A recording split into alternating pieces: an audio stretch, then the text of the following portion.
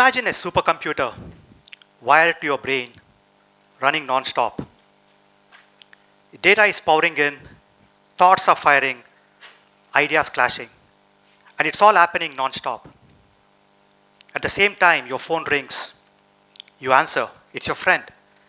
But suddenly, 10 more voices cut in. Everybody is talking. Different conversations, different topics, and you want to focus, but it's chaos. This is my brain, every moment, every day. And still, I managed to climb Mount Everest. I was diagnosed with attention deficit hyperactive disorder in my late 40s. And until then, I didn't know why I didn't fit in. I couldn't understand why everything felt so hard. I used to blame myself for everything, and I blamed destiny.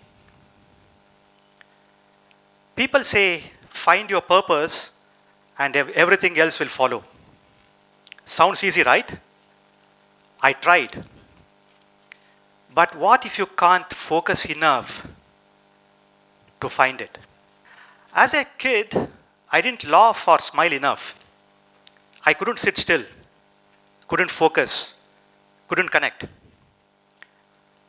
I used to hide under tables to avoid people. And toys would just hold my attention for a few minutes. In school, I was a daydreamer. Low marks, no friends, and a constant thought that I didn't belong. Teachers labeled me useless. Parents compared me with other kids who were performing well. And I was drowning in my own ocean of thoughts.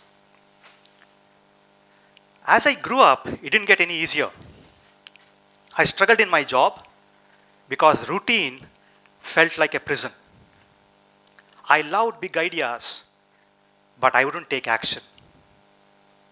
I jumped from job to job, hoping to find that next challenge. And I knew I was out of sync. But something was about to change.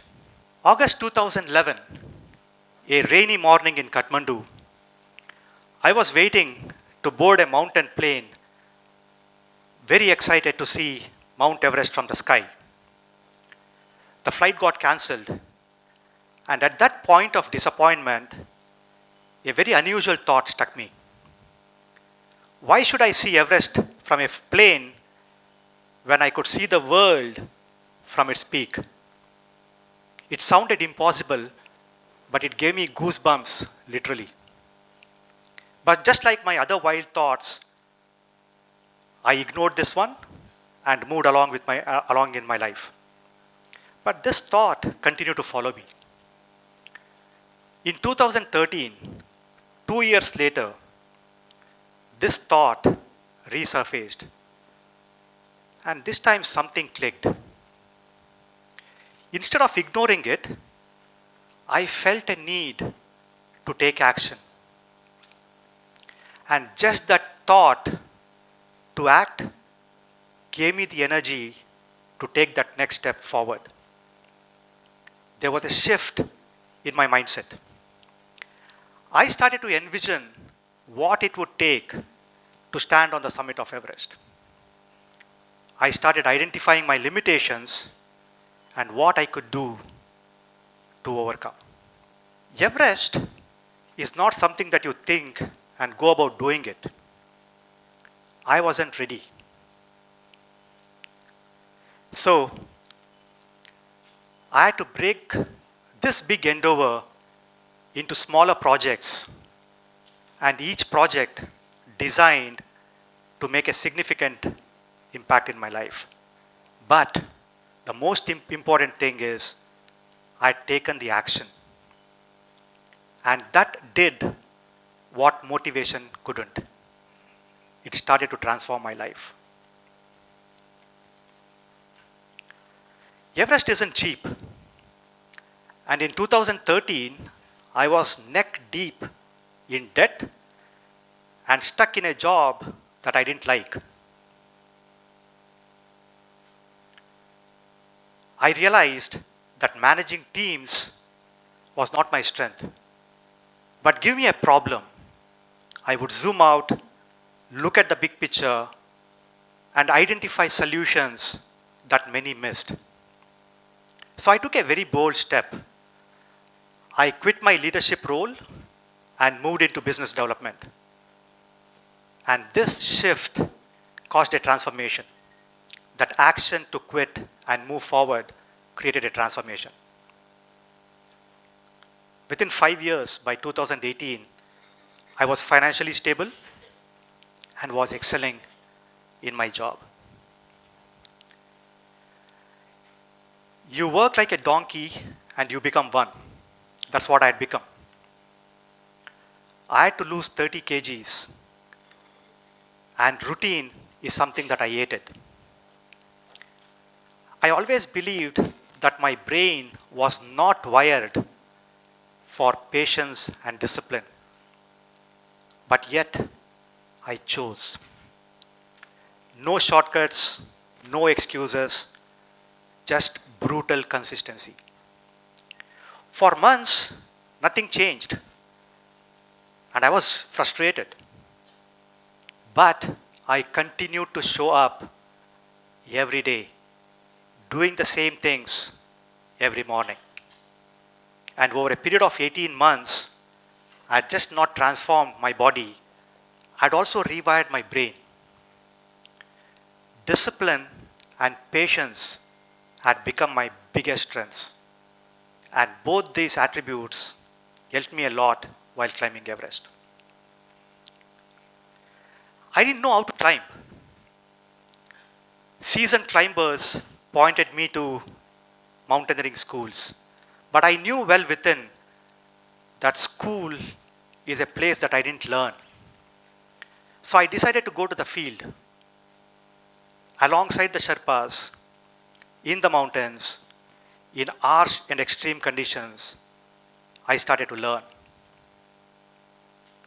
A kid who couldn't focus was now becoming a climber. And over 9 years, April 2022, Everest was not just a thought, it was now real. At 8,000 meters above sea level, the death zone, every breath is a struggle. Your mind goes into a state of panic. There's a lot of confusion, and decision cycles are very slow.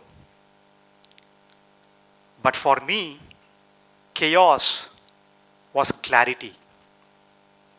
My brain was wired to operate very well in stressful situations, and that kept me moving forward. And finally, on 15th of May 2022, at the age of 49, I was standing on the summit of Everest.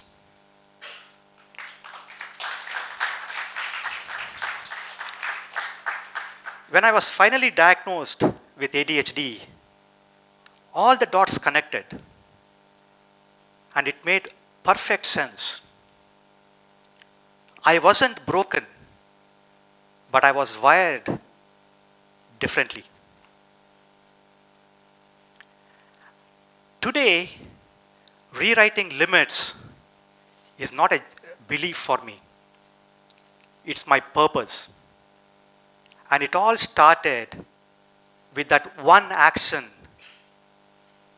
to start working on a thought that sounded impossible.